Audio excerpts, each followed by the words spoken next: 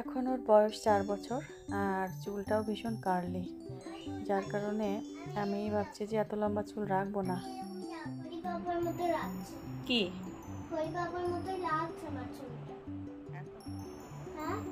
তোমাকে তো সত্যিই হরি পাপার মতো লাগছে, তাই তো?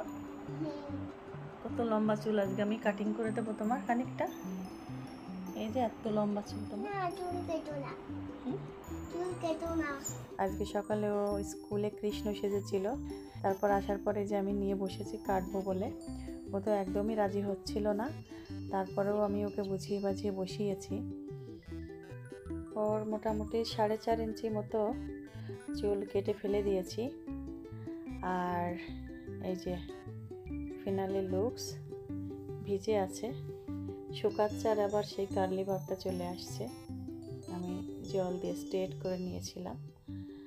আর একদমই কাটতে চায় না, কারণ ওর শাড়িটা ভীষণ প্রিয়, শাড়ি পরে তো, তাই জন্য কাটতেই চায় না কিছুতে।